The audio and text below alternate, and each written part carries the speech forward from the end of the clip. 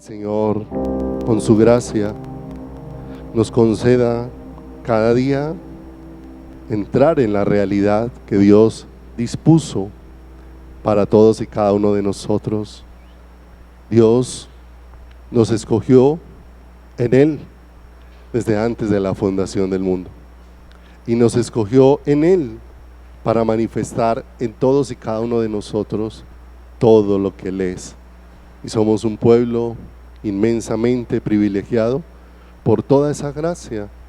Y como venimos viendo en este último tiempo, poder entender a la luz de las Escrituras y de aquello con lo que Dios va alumbrando nuestro corazón, a que hay momentos de morir en ese altar maravilloso de Dios, en sus manos, para ser transformados a la gloriosa imagen de Cristo. Dios no tiene ningún otro propósito contigo y conmigo. No busques ningún otro, porque no lo hay.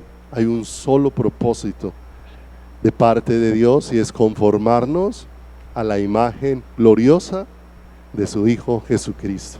Y todo lo que tú y yo vamos atravesando en esta vida, ¿cierto?, menos la práctica del pecado, está diseñado por Dios para debilitar todo lo que nosotros somos y manifestar en nosotros todo lo que Él es. Cuando Pablo experimentó esta realidad dentro de su vida y dentro de su corazón, cuando Dios le dijo: bástate mi gracia, porque mi poder se perfecciona en tu fragilidad. Y entonces, bendita fragilidad donde el poder de Dios se manifiesta en cada uno de nosotros. Nos gozamos y nos alegramos de esa gracia incomparable que Dios nos concede a todos y cada uno de nosotros. Va conmigo a Génesis, por favor, capítulo número 32, versículo número 30. La semana anterior terminamos hablando de cómo íbamos a ver a un hombre muriendo en el altar de Dios. Y hemos visto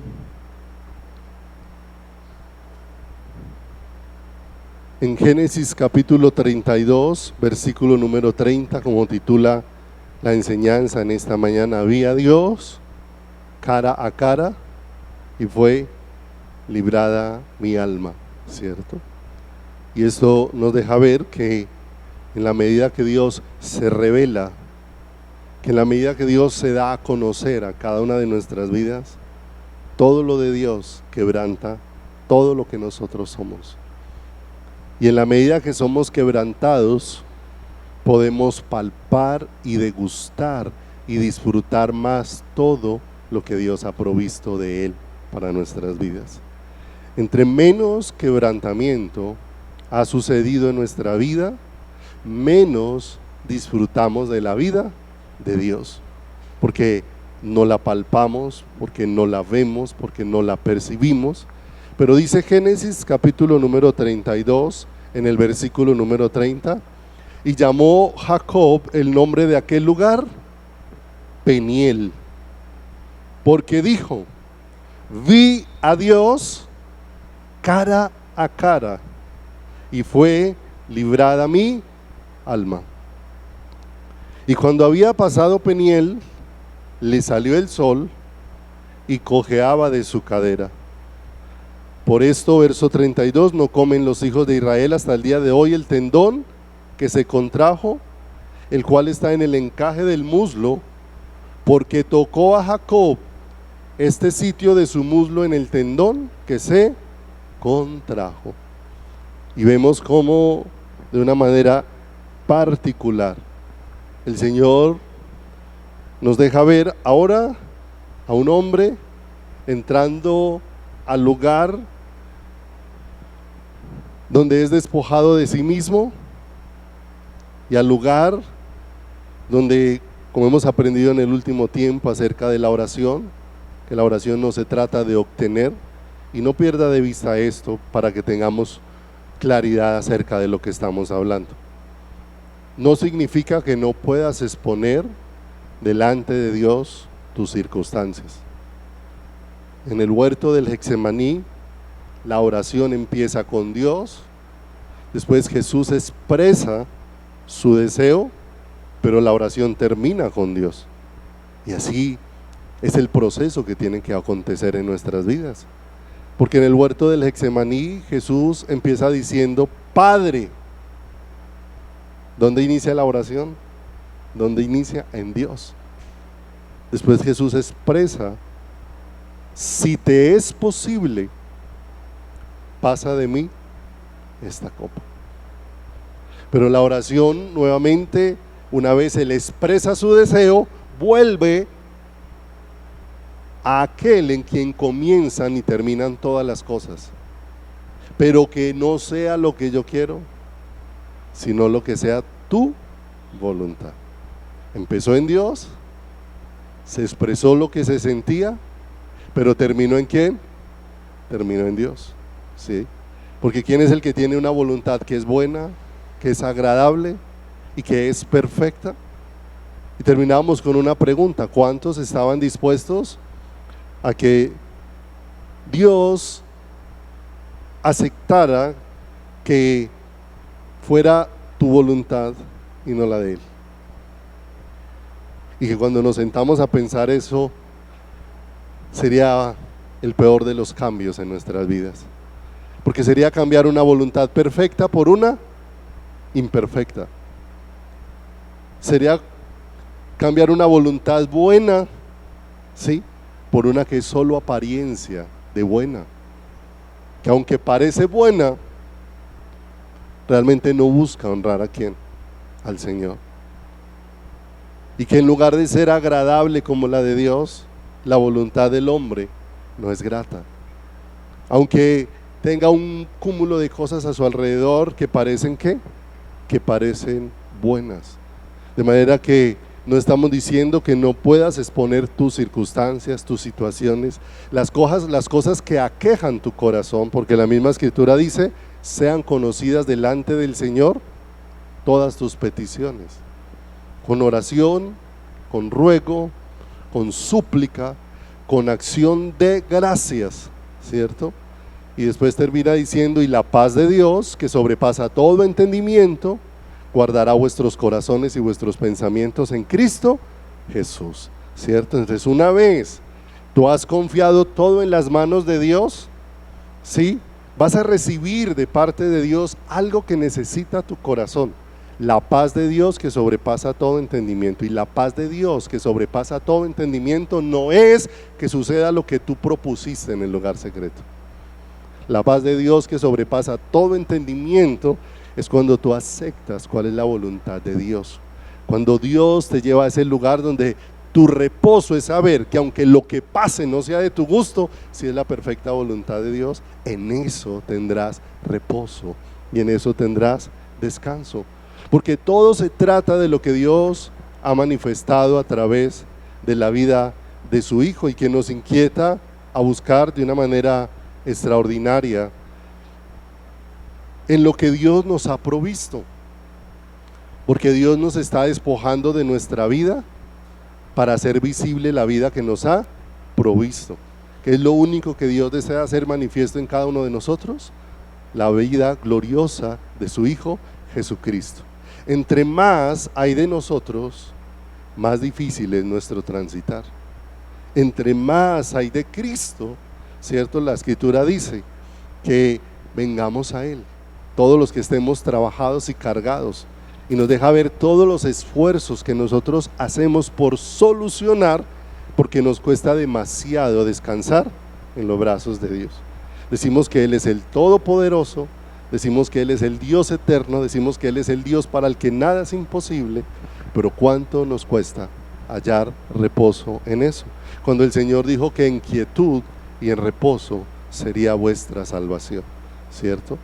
Cuando nos está llamando es a reposar en sus brazos y en su presencia.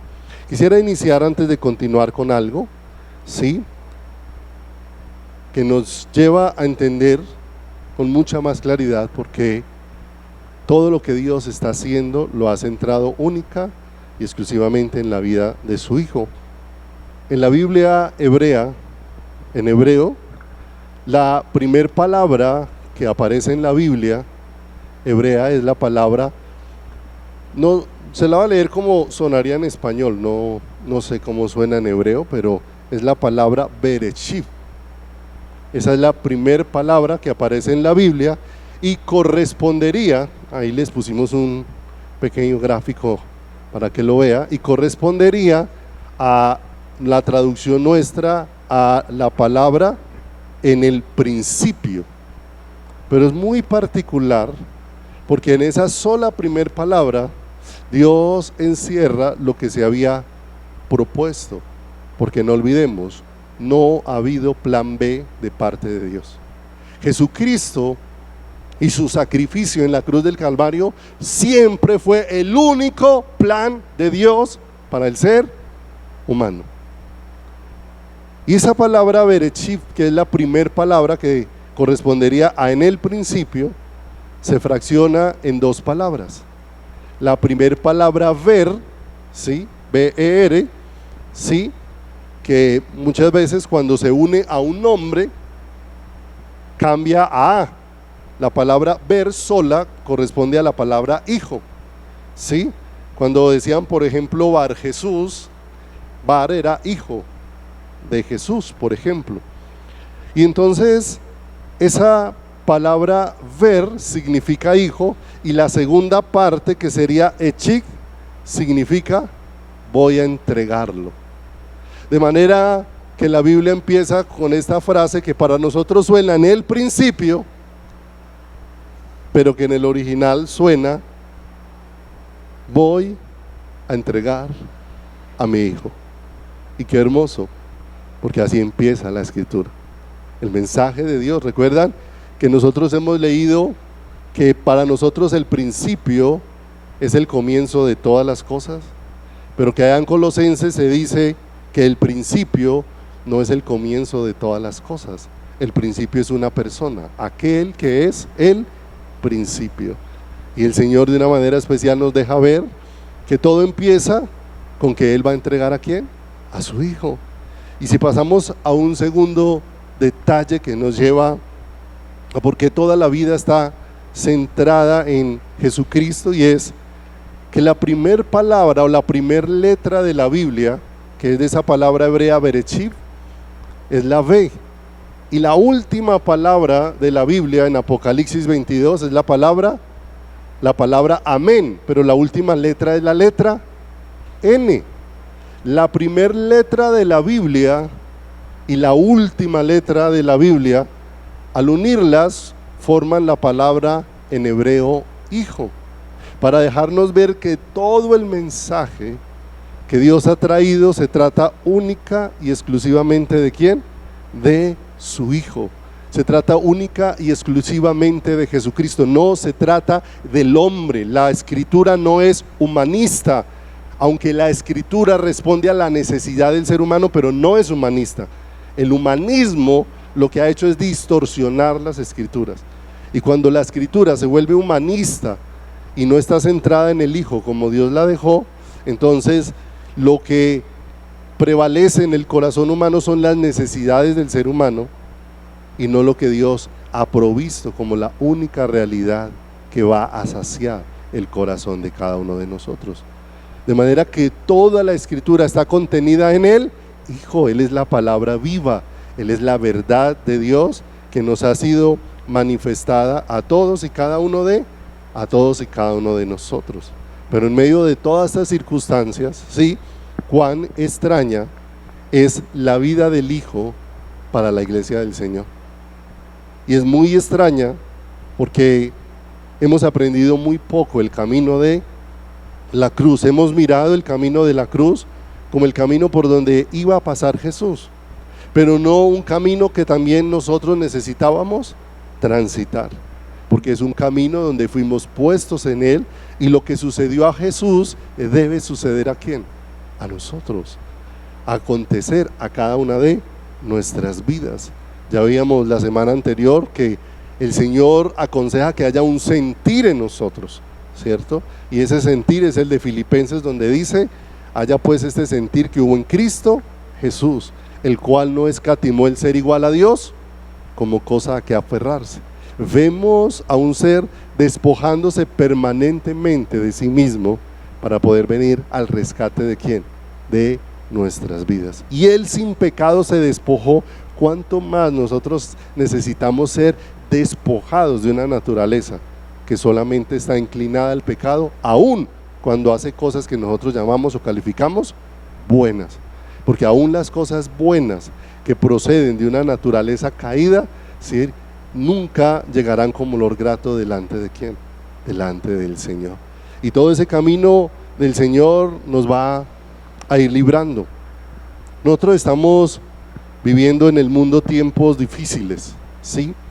Pero pensaba en esta semana, leyendo un poco en las Escrituras, qué ha acontecido con el pueblo de Dios, cuando el pueblo de Dios tuvo momentos críticos, pero críticos cuando se le quitó la libertad para expresar su fe y ese pueblo empezó a sufrir persecución, ¿sí?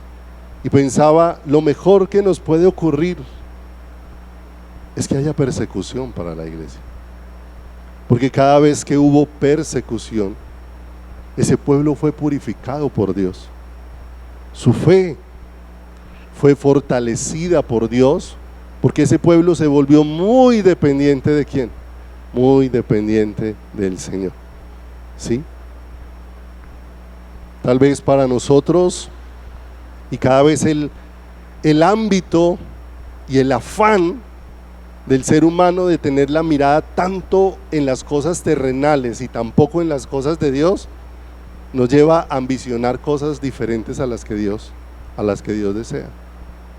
De manera que lo mejor que puede acontecer a la iglesia es que sobre la iglesia venga ¿qué? Persecución, porque siempre que hubo persecución, siempre que la iglesia se enfrentó a que los demás aún lo señalaran por causa de su fe, fue una iglesia firme, que Dios la afirmó porque tenía los ojos puestos ¿en quién? En el Salvador. Pero lo peor que le puede acontecer a la iglesia, y es más bien lo que le está aconteciendo, la iglesia celebra no ser perseguida, ¿sí?, cuando debiera de ser lo que mejor aconteciera sobre el pueblo de Dios. La iglesia se ha vuelto más conectada a las cosas del mundo, y creo que el mayor peligro que tiene la iglesia no es ser perseguida, sino mundanalizarse. Y cuando hablamos de mundanalizarse, hablamos de una iglesia que sus gustos son los del mundo, sus pensamientos son los del mundo, sus deseos son los del mundo. Una iglesia que habla como un pueblo terrenal y no como un pueblo del cielo. Una iglesia cuyo lenguaje son de las cosas materiales, de las cosas terrenales, ¿sí? Y la palabra de Dios dice: donde esté vuestro tesoro, allí estará también ¿qué? Vuestro corazón. Y si hay algo tremendo y perjudicial en esta época, esta semana había como una polémica con el asunto de cómo aún toda la información que las redes sociales envían, ¿sí?, están incitando a muchos jóvenes a suicidarse, y a suicidarse no solamente, sino a llenarse de odio, porque para muchos su consejero se volvió a la IA, inteligencia artificial. Entonces muchos cogen el celular y las preguntas que tienen aún respecto de la vida se las hacen ¿a quién? A la inteligencia artificial, como si detrás de eso hubiera una persona. Pusieron a un profesor a explicar y decir: vea, todas las respuestas que la IA da son respuestas matemáticas, son puros cálculos, y después de hacer todos esos cálculos, a usted le está respondiendo una máquina.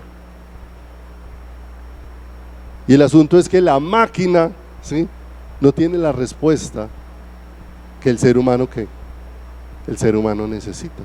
El asunto es que así como el mundo se ha vuelto dependiente de la máquina, el cristiano se ha vuelto dependiente de lo mismo. Pero se ha vuelto dependiente de lo mismo, ¿por qué? Porque entre menos vemos a Dios, más seguimos en la búsqueda de qué responde a la necesidad de nuestro corazón. ¿Por qué seguimos buscando quién tiene la respuesta? Porque no hemos visto la respuesta y la hemos leído, la hemos predicado, la hemos compartido, la hemos escuchado en la radio, la hemos visto de muchas maneras, pero el asunto es que nos hemos llenado de información, pero no estamos viendo a quien tenemos que ver, pero no estamos viendo a quien tenemos que conocer.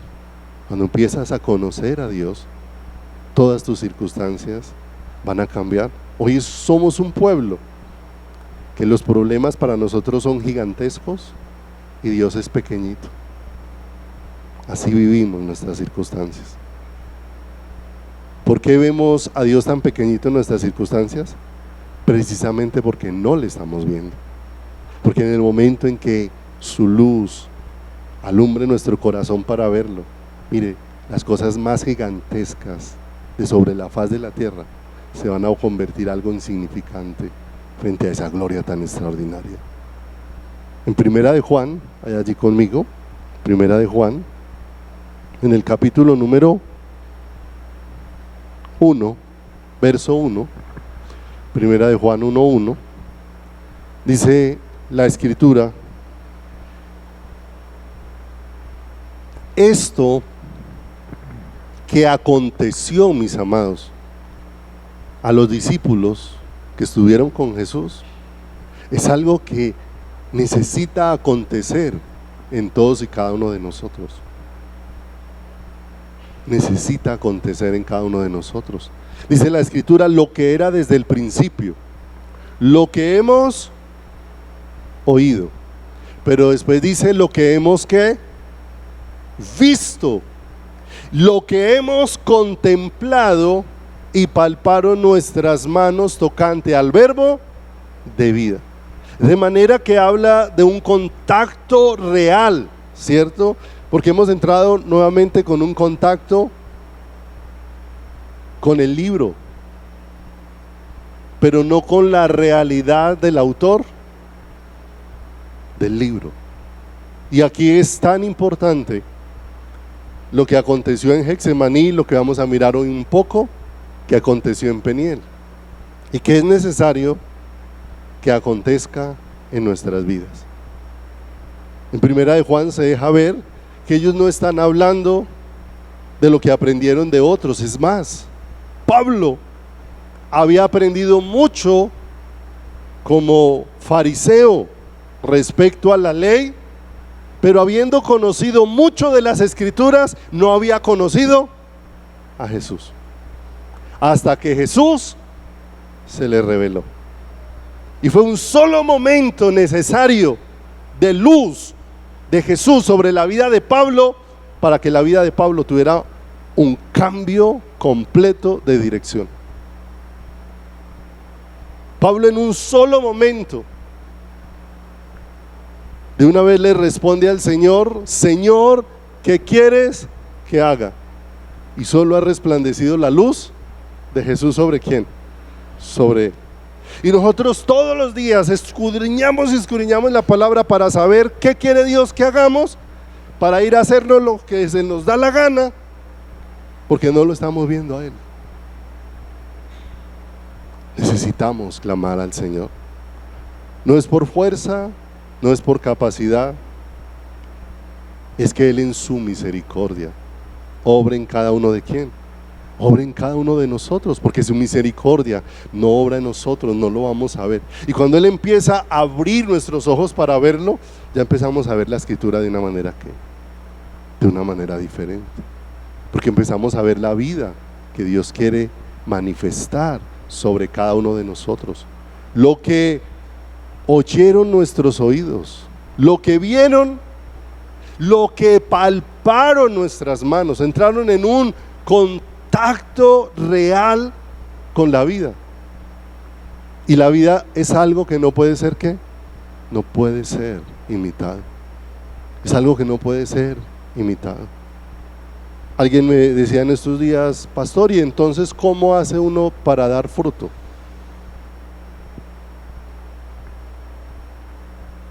Y la respuesta que le pude compartir, le decía, es que el fruto no es algo que nosotros producimos. El fruto es algo que produce la vida dentro de nosotros. Cuando hay vida, esa vida va a empezar a producir un fruto, si hay vida. ¿Por qué razón? Coge una semilla de frijol que esté viva, siémbrela en el jardín de su casa. ¿Qué va a brotar? Llévela y siémbrela en un pastal en el Parque Caldas. ¿Qué va a brotar? Llévela y siémbrela en un pedazo de tierra donde esté en el techo de su casa. ¿Qué va a brotar? Porque donde quiera que pongan la semilla, va a brotar una planta que va a dar fruto. Porque dentro de la semilla hay ¿qué? Hay vida. Independiente del lugar donde se ponga, la vida se va ¿qué? La vida se va a manifestar. Pero si no hay vida, entonces vamos a hacer todos los esfuerzos posibles por tratar de hacer, ¿cierto?, una imitación, una copia, que es imposible de la realidad de la vida. Y cada semilla o cada grano en el que Dios puso vida, para que esa vida se manifestara, el grano tuvo que morir. Ese grano de frijol, si lo siembras, esa pepa de aguacate, con lo dura que es, con la que le puedes hacer daño a otra persona, cuando la siembras, esa pepa de aguacate se tiene que podrir y morir para que brote en ella la vida que va contenida dentro de ¿quién? Va contenida dentro de ella.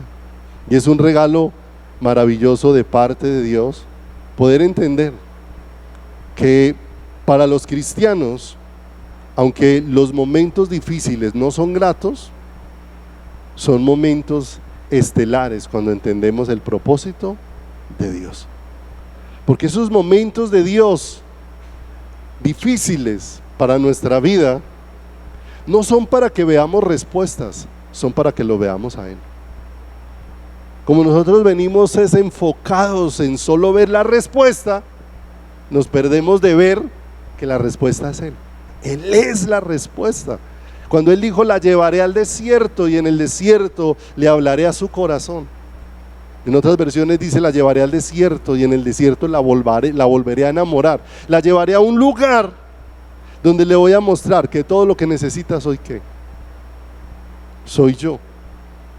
Lo que pasa es que el mundo nos ha mostrado que necesitamos tantas cosas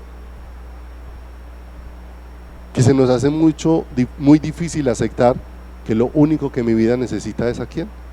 Es a Cristo. Que Cristo es suficiente, que la Escritura dice: mas vosotros estáis completos ¿en quién? Completos en Él. ¿Qué le bastó a Pablo para que su vida fuera cambiada? De una vida entregada a sus gustos y a sus deseos, para tener ahora una vida entregada a la voluntad de Dios. Que Cristo se revelara a su vida. Cuando Cristo se reveló a su vida, cambió la dirección de la vida ¿de qué? De Pablo. Fue un lugar llamado Listra, y allá dice la palabra en Hechos, todo eso lo puede leer en Hechos 14 después en su casa. Solo busque ahí Hechos 14, 22, que lo vamos a leer en un momento. Y dice que él empezó a anunciar el mensaje que había sido enviado a anunciar.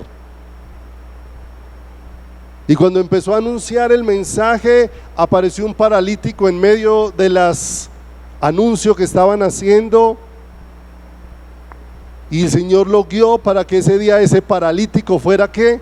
Sanado.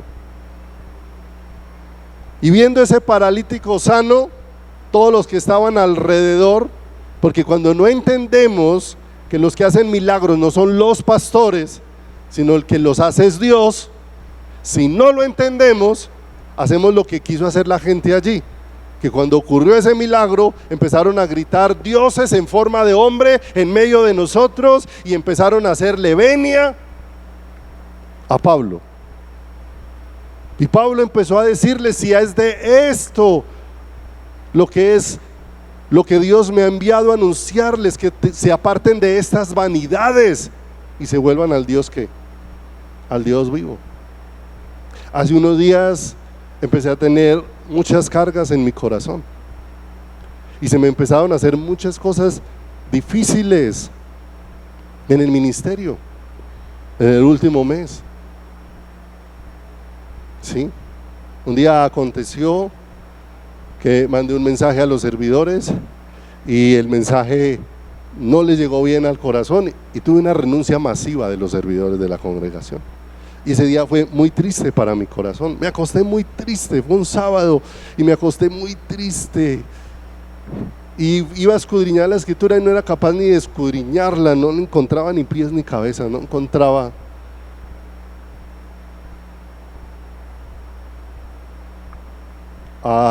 Como la respuesta de Dios: Señor, ¿y entonces qué vamos a hacer? A la mañana siguiente, cuando desperté a la madrugada, el Señor, por su gracia, había quitado todo ese peso de encima. Y la pregunta del Señor: ¿y si todos se van, qué? Yo estoy. Y entonces volvieron todas las fuerzas. Y entonces el Señor me empezó a guiar en el tema que tenía para ese día. Fue muy especial. Y entonces, y esta última semana el Señor me hizo una pregunta frente a muchas situaciones. Cuando uno atiende consejerías y ve tantas situaciones difíciles en la vida de los hermanos y tantas cosas que están aconteciendo: Señor, ¿qué hacemos? Pero era yo que estaba empezando a irme en el lugar equivocado. Y el Señor me dijo: ¿y de qué te preocupas como pastor? Si se necesita un milagro, yo soy el que lo hago, no tú. Si necesitas salvar a alguien, yo soy el que salvo, no tú. Y entonces, como que Dios me quitó todo un peso de encima que yo me estaba echando a mí mismo, ¿cierto? Y empecé a darme cuenta: claro, mi labor como pastor, si ha de suceder un milagro, eso es responsabilidad de quién. Y Él hará como Él quiera. Y si Dios está permitiendo que muchos atraviesen desierto, Él sabe que Él está haciendo, ¿cierto? No me puedo echar el desierto de los otros sobre los hombros. Eso no significa que no pueda orar por eso. Eso no significa que no podamos clamar por eso. Pero también necesito entender cómo Dios está haciendo un proceso en ese desierto, con esa persona, porque lo necesita. Y Dios lo está llevando a un ¿qué? A un encuentro con Él. Y hay cosas en las que yo no me puedo meter ahí, porque es la obra de Dios. ¿En quién? En el corazón de una vida y en el corazón de una persona, ¿cierto? Y entonces morir a todas esas cosas me va llevando allá al lugar secreto a decirle: Señor, entonces toma todo esto de mi corazón, ayúdame a entender, ¿sí?, que mi labor como pastor es ser muy claro con el mensaje, poder exponer con mucha claridad la vida de Cristo, porque si Cristo no está, mi amado, no hay salvación, no hay vida. ¿Quién instala a Cristo? Solo Dios. Ningún hombre puede poner a Cristo en otro hombre, solo Dios lo puede hacer. Y entonces todo eso nos va a llevar también a nosotros a hallar reposo, porque, amado, tú como papá no puedes poner a Cristo en tus hijos. El único que los puede salvar es Dios. Es el único que los puedes orar por ellos, pero el único que los puede salvar y cambiar se llama ¿quién? Se llama Dios. Y nosotros queremos hacer todos los esfuerzos posibles, ¿sí?, creyendo que nosotros somos los que cuidamos a nuestros hijos, cuando el único que tiene el poder de hacerlo es ¿quién? El único que tiene el poder de hacerlo es el Señor. Dice Hechos 14:22, después de que Pablo oró y se sanó ese esa persona que estaba lisiada, ese paralítico, y todos empezaron a hacerle venia, y Pablo se resistía a recibir, como ellos querían honrar a la persona, como si la persona fuera la que hiciera todas las cosas, ¿cierto? Como si Pablo tuviera algún poder, y el único que tiene el poder es ¿quién?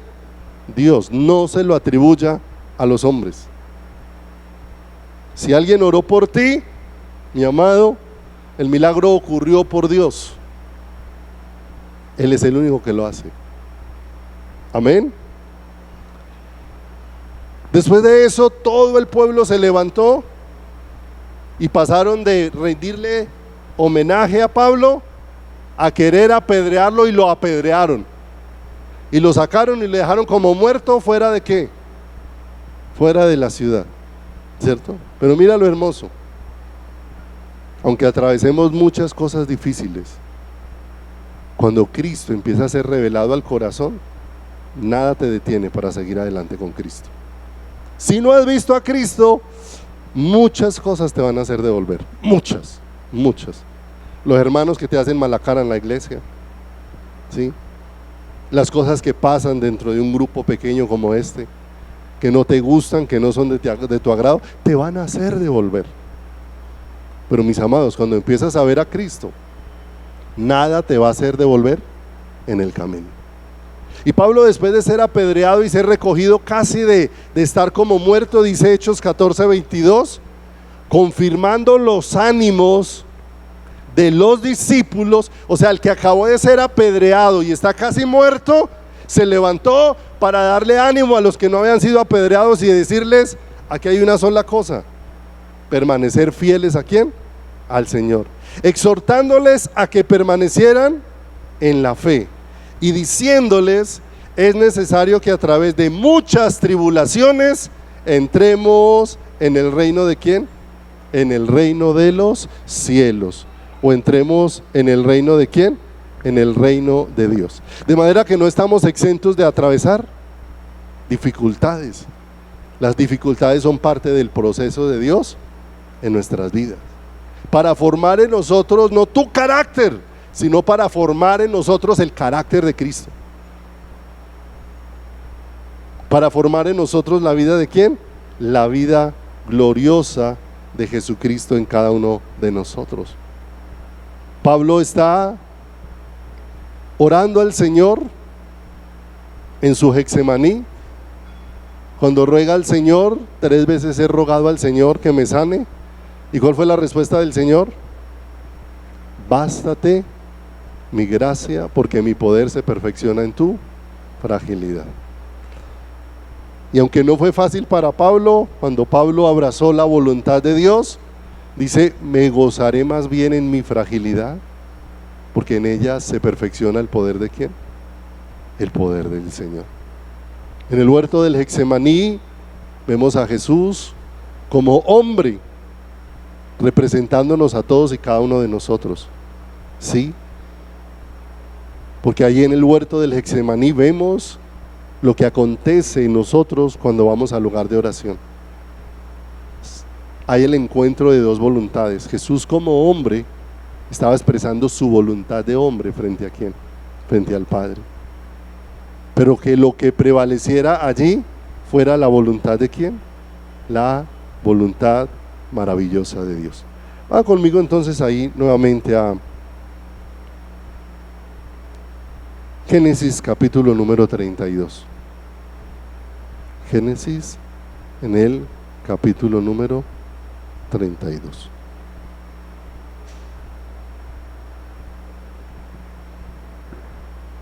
Verso número 30. Y llamó Jacob el nombre de aquel lugar Peniel, porque dijo: vi a Dios cara a cara y fue librada ¿qué? Mi alma.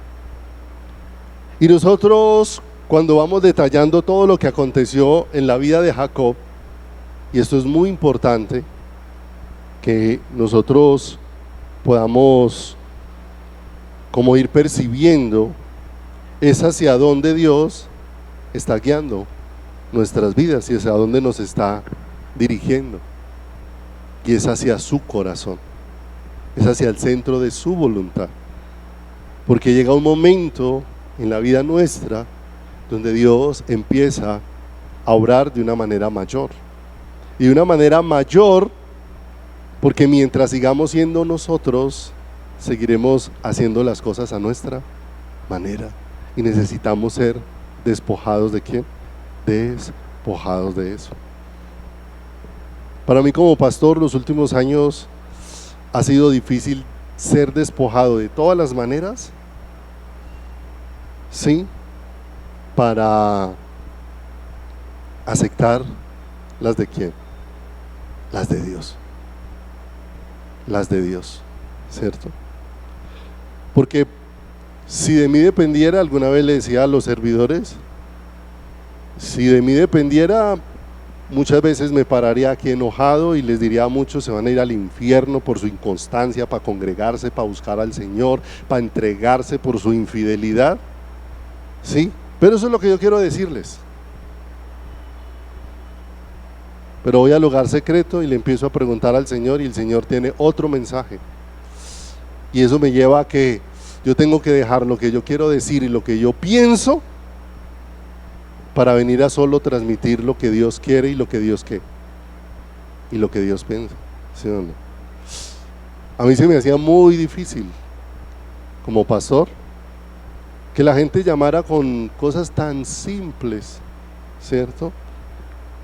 Cuando uno les preguntaba en semana: ¿y usted por qué no vino el domingo? Ah, pastor, estaba haciendo mucho frío, me quedé mejor en la cama. Y eso a mí me daba una rabia por dentro. Me daba ganas de hacer una oración de esas como las de Juan: Señor, quiere que ore, que caiga fuego del cielo y los mate a todos, Señor. Sí. Y así un montonón de excusas que se me hacían difíciles. Y entonces me veía tentado a querer decirles algo amenazante desde las escrituras para hacerlos mover, ¿sí? Y empezó el Señor a enseñarme que esa no era la manera, ¿sí? Y el Señor me empezó a enseñar: no eres tú el que obras, déjame obrar a mí. Y después aparecía ese hermanito, después de unos días, con unas situaciones en las que se estaba ahogando, y yo ya lo miraba, y aunque eso no me producía gozo, yo le decía: ay Señor, ya te estoy viendo obrar a ti. Porque el Señor dijo: en mi angustia me invocarán, en su angustia me buscarán. Ya tú estás obrando. Y más bien cuando tú empiezas a obrar y a ensanchar ese corazón y a quebrantarlo y a dejarlo sin salida para que encuentren que la única salida eres tú, entonces ahí es donde me pones en el escenario para poder señalar con claridad cuál es el camino dispuesto por Dios, para que ellos lo puedan ver con claridad, aunque tú eres el único que se los puede mostrar. Y entonces eso empezó a traer descanso a mi corazón, pero salir de lo que estaba acostumbrado. Muchos de los que están aquí, que llevan años con nosotros, probaron cuando esto aquí era a lo militar. Hubo un tiempo que aquí era como militar. La llegada a la iglesia era a las 9 en punto. Servidor que a las 9 en punto no estaba en la iglesia, no sirve, ¿sí? Tienen que venir todos los ministros de corbata. El que no venga de corbata no canta, ¿sí? Y Mateos, que se hacía el olvidadizo de la corbata, ¿sí? Llegaba ya sobre el tiempo: pastor, se me quedó la corbata, ¿sí? Pero Dios ya me había dado estrategia, yo le traía una para que se la pusiera. Aquí, vea, póngase esta, ¿cierto? Pero todo en la iglesia funcionaba bien. Pero funcionaba bien porque habían cosas muy estrictas y todo el mundo se había acoplado era a eso estricto que se había establecido, aunque no estuvieran conociendo al Señor. Muchas veces paramos la alabanza, pegamos una vaciada a la iglesia y después de eso todo el mundo cantaba y nos íbamos felices, porque cómo había cambiado la alabanza. pero cambió porque el pueblo entendió que estaba viendo a Dios y que su corazón se estaba desbordando delante de Dios. No, cambió porque se les metió un regaño, respondieron al regaño, porque a los 8 días había que volver a regañarlos, había que volver a parar la alabanza para volver a decir lo mismo. Y Dios tuvo que ir rompiendo todos que la semana pasada les decía, y todos esos esquemas de ventas y todo eso, Dios empezó, por acá no, y esto no, y esto no, y esto no, ¿sí o no? Y como aparecemos nosotros con el pensamiento, pero ¿y si los otros lo hacen? ¿Y si en tal lugar lo hacen y les va bien? ¿Y si funciona? ¿Cierto? Y Señor, pero si hay esta necesidad. Pero en medio de todo eso, Dios va quebrando, pero va ¿qué? Va proveyendo. ¿Va obrando a qué? A su manera. ¿Va obrando conforme al deseo de quién? Conforme al deseo de su corazón. ¿No es fácil para quién? Para nosotros. Mire, si hay una cosa que me ha costado mucho a mí, lágrimas, delante del Señor, es dejar al Señor ser Señor en la iglesia. Eso me ha costado un montón, ¿no? Porque a veces uno como pastor es el que quiere tener dominio sobre los demás, y a veces la iglesia lo impulsa a uno a eso, porque a veces la iglesia es detrás de uno, y pastor, ¿y usted por qué deja hacer a tal cosa? ¿Y por qué tal hace tal cosa? ¿Y usted por qué no para en tal cosa? Yo digo, amado, porque se necesita el señorío de Dios. Si Dios no gobierna una vida, o sea, si Dios, que es todopoderoso, no controla su vida, mucho menos este pastor, que lo único que le puede sacar es la piedra. Pero ha sido costoso dejar a Dios ser Dios, y estamos en ese proceso. Pero cuando Dios es Dios, se van a ver los frutos de ¿quién? Los frutos de Dios en nuestra vida y en nuestro caminar. Se van a ver esos frutos. Jacob emprendió un viaje cuando Dios le empezó a decir, Jacob, es necesario que salga de su comodidad. Y tal vez en este tiempo Dios está sacando a muchos de su comodidad para llevarlos a transitar el camino que Él tiene. Porque Job ya estaba ya tranquilo en la casa de Labán. Se han venido acumulando sus riquezas, está feliz porque le dejaron a él las manchadas y las rayadas, y ahora las que se multiplican son las manchadas y las rayadas. Nacen más ovejas manchadas y rayadas que las de un solo color, que eran las de su suegro. Está viendo la mano de ¿quién? Del Señor. Pero de pronto Dios le dice, es necesario que regreses a tu tierra. Y para Jacob regresar a su tierra, tenía que revolcarse cosas de su corazón que no habían arreglado con Dios. Regresar a su tierra significaba encontrarse nuevamente con su hermano Esaú. Y la última vez que se vio con Esaú, el último recuerdo de que tiene de Esaú es que Esaú quería matarlo, ¿cierto? Y él sabe que había acontecido eso, como se había disfrazado, se había presentado delante de su papá y se había hecho pasar por su hermano y había obtenido la bendición. Había sido participante del enojo que tenía ¿quién? Del enojo que tenía su hermano. Pero ahora Dios empieza a sacar a Jacob, que está acostumbrado de hacer lo que le parece, y va a empezar a guiar a Jacob, porque ahora Dios lo va a empezar a guiar hasta Gosén, hasta el lugar donde Jacob experimente el reposo de Dios. El reposo de Dios, mis amados. Y cuando Dios empieza a obrar, a veces se ve, no sé si le ha pasado a usted en una construcción, que una de las cosas más tenaces que le pasa a uno es que usted viva en una casa y viviendo dentro de esa casa usted empiece a remodelar. Todo en esa casa se vuelve desorden, todo en esa casa se vuelve mugre, no encuentran las cosas, todo está amontonado, pareciera que todo se revolcó, ¿cierto? Pero se revolcó porque se está, ¿qué? Remodelando. Y muchas veces cuando Dios empieza a sacarte de ti para hacer visible a Jesús, muchas cosas se van a revolcar. Y pareciera que estando en las manos de Dios parece un desorden y el tenaz, pero es que Dios está obrando para encauzar nuestras vidas y sacarlas de la costumbre que tenemos como creyentes de hacer lo que nos parece y ahora llevarnos a hacer la voluntad de ¿quién? La voluntad de Dios. Jacob ya escuchó que Dios lo va a llevar de regreso a su tierra, pero Jacob sigue haciendo las cosas a su manera. Se fue a escondidas de su suegro. Su suegro a los 3 días se dio cuenta y lo alcanzó. Se fue 7 días de camino y lo alcanzó y le dijo: ¿y usted por qué salió huyendo como un ladrón? ¿Por qué se voló? ¿Por qué no me dio la oportunidad de despedirme de mis hijas, de mis nietos? Y Dios le va dejando ver sus huellas en todo lo que está haciendo. Porque antes de que Labán llegara donde Jacob, dice que Dios se le reveló en sueños a Labán y le dijo: cuando te encuentres con Jacob, mucho cuidado de cómo le hablas.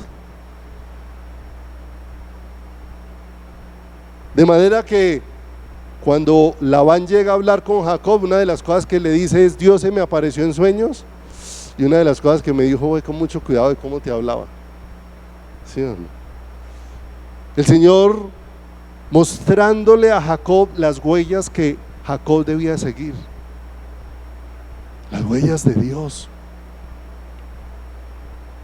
De ahí en adelante se despide de su suegro, sigue camino y dice que se le aparecieron ángeles en el camino. Él llamó ese lugar Mahanaín, porque ángeles de Dios se le habían aparecido. Dios mostrando su gracia y su misericordia ¿sobre quién? Sobre Jacob. ¿Pero con quién se va a tener que ir a encontrar? Con Esaú. Y tal vez Jacob quisiera regresar sin tener que enfrentar situaciones de su corazón. Y situaciones de su corazón donde lo que tiene que aprender es el gobierno de ¿quién? De Dios sobre su vida. A tal punto que bendita esa situación que puso en estrecho a Jacob. Porque esa situación se volvió tan complicada para Jacob dentro de su corazón. Se volvió una lucha dentro de su vida. Porque qué difícil para nosotros soltar las cosas en las manos de ¿quién? En las manos de Dios. Si Dios se propuso llevarlo de regreso a la tierra y se propuso que se encontrara con su hermano, ¿quién está bajo el control de toda esa situación? Pero aunque nosotros de labios decimos Dios está al control de todo, por dentro estamos que no nos hallamos, que no nos encontramos. Y allí es donde una noche de esas que no puede dormir, no se halla, no se encuentra, ¿cierto? Prendió el televisor y se puso a canalear. ¿Sí? Prendió la tablet y se puso a scrollear, que es lo que llaman cuando empiezan a pasar páginas de redes sociales y mire. ¿Qué hizo Jacob? No. Dice, pasó el vado de Jaboc, dejó a su familia allá y después se quedó él solo.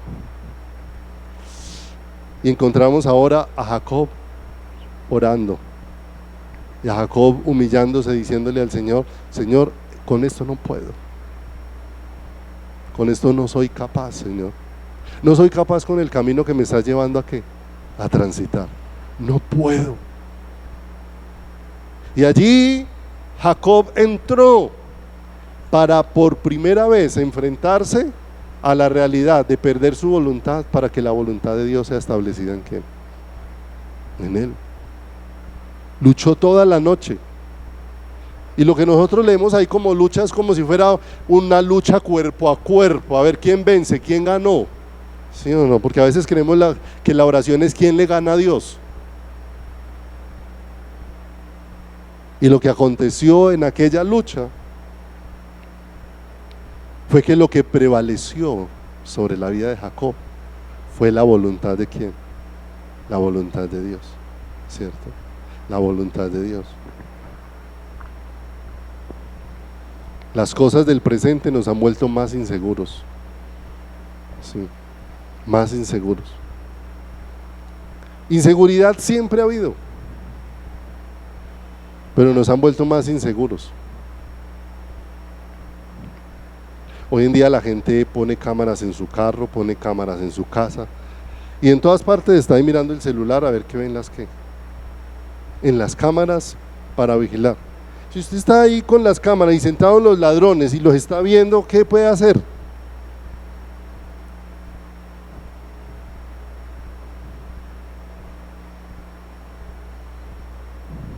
Pero todo eso hace que la gente cree que las cámaras le dan seguridad.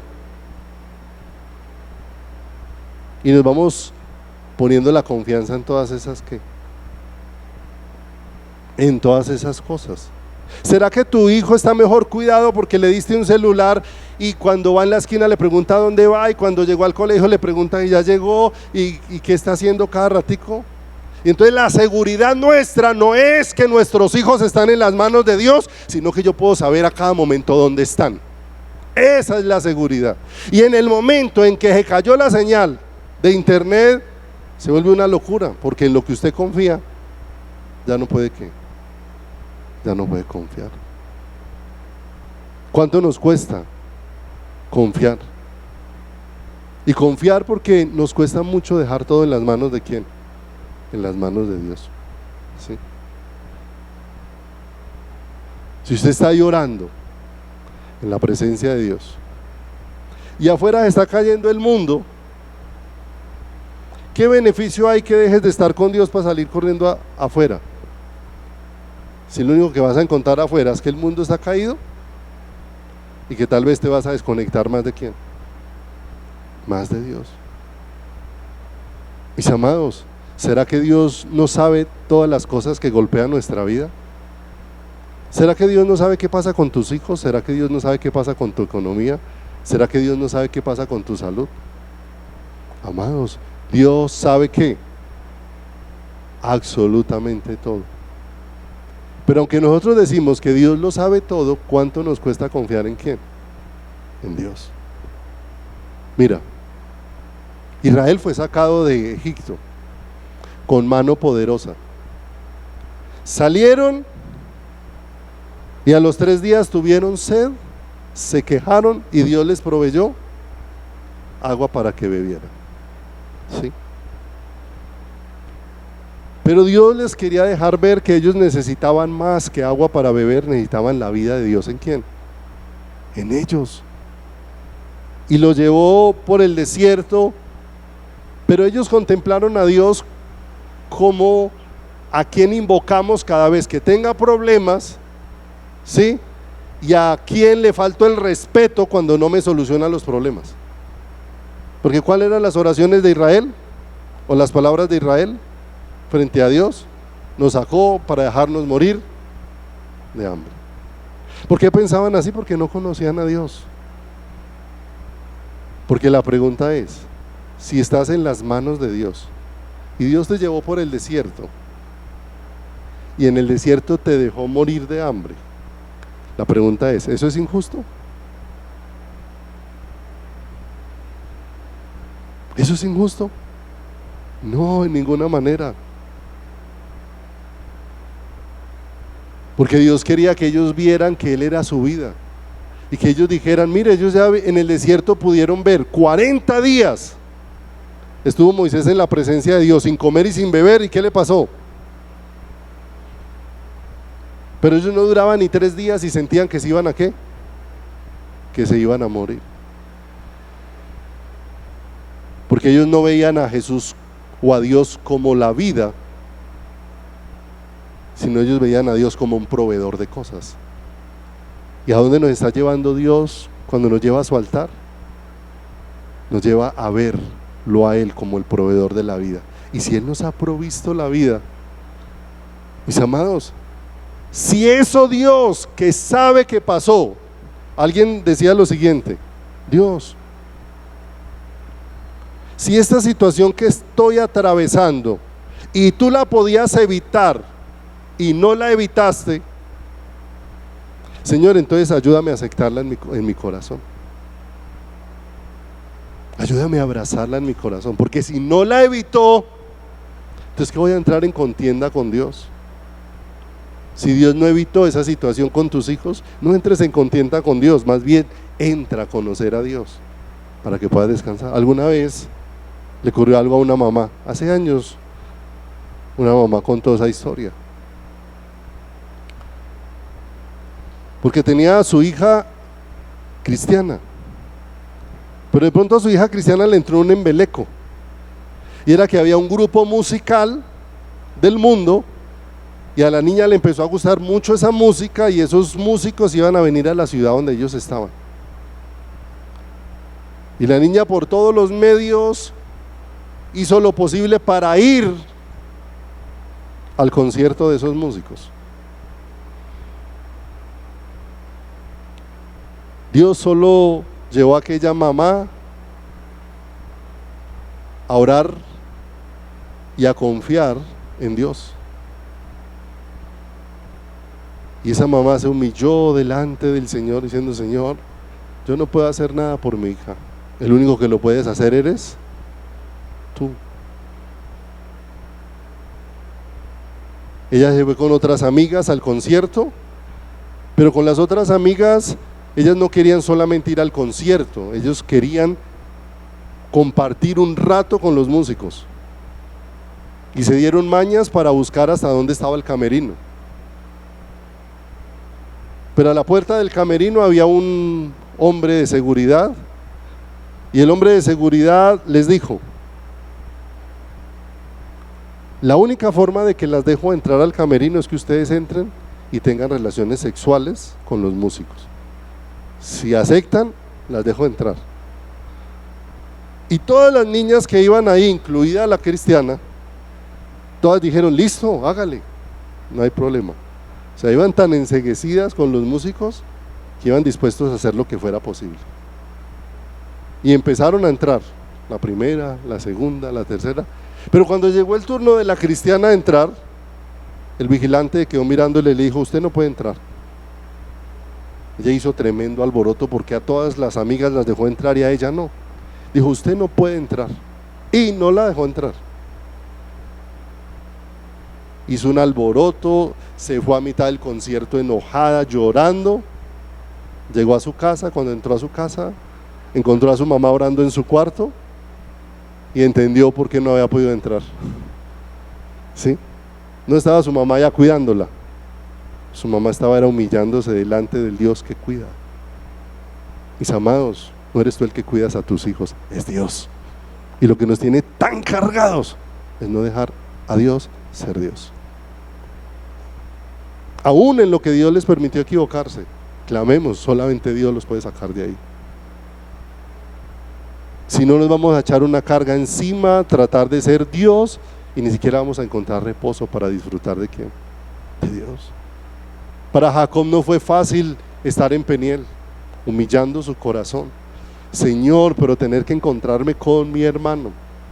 Es más, le había mandado, es más, cuando el hermano se lo encuentra más adelante, para resumir el final, el hermano le dice: oiga, qué jepoconón de cosas que me ha mandado. Porque Jacob hizo grupos, y con un grupo le mandaba gallinas, y con otro grupo le mandaba ovejas, y con otro grupo le mandaba vacas, y con cada grupo le mandaba presentes, diciendo: tal vez los presentes harán que se hablan de su corazón. Mis amados, no son los presentes, es Dios.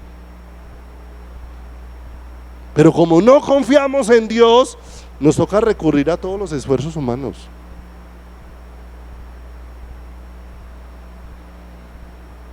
Cuando salió de Peniel, no salió habiendo ganado. De Peniel salió perdiendo, porque entró un hombre erguido y salió un hombre rengueando. Entró un hombre que era capaz de hacer muchas cosas con sus habilidades y salió un hombre que estaba empezando a entender que el camino que tiene que recorrer es el camino donde Dios obre en su corazón, y a partir de obrar en su corazón, obre en todas sus circunstancias como Él quiere.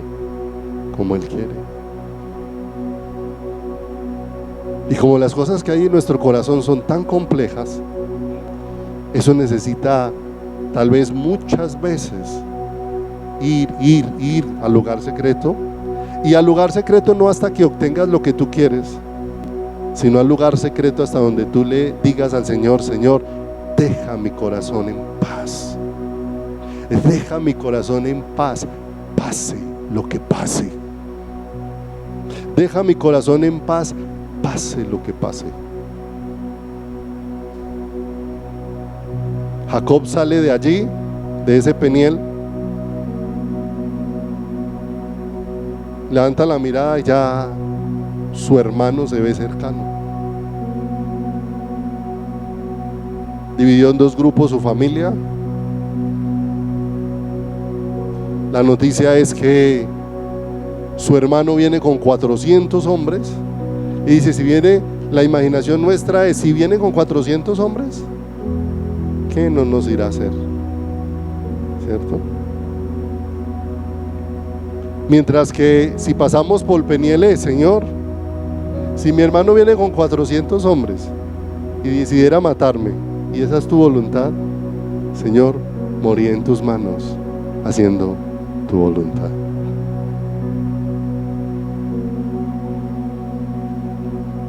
Y cuando vio a Esaú, se arrodilló 7 veces hasta que llegó donde estaba ¿quién?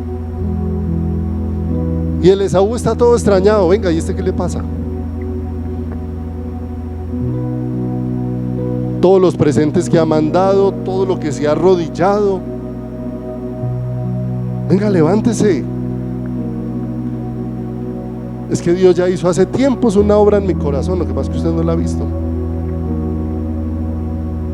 Cuando estamos haciendo todos nuestros esfuerzos, no vemos la obra de Dios que ha hecho en nuestros corazones.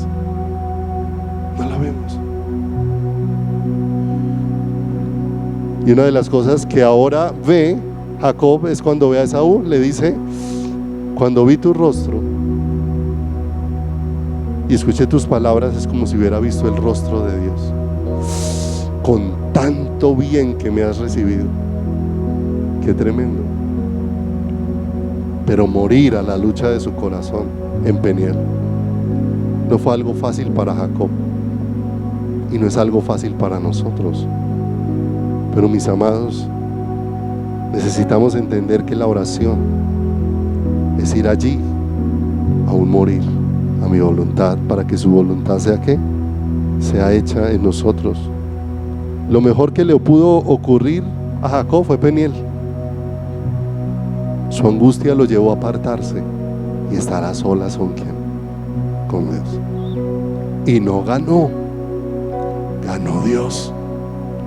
Y ganó Dios porque la victoria es que en nuestro corazón se cumpla lo que Dios desea.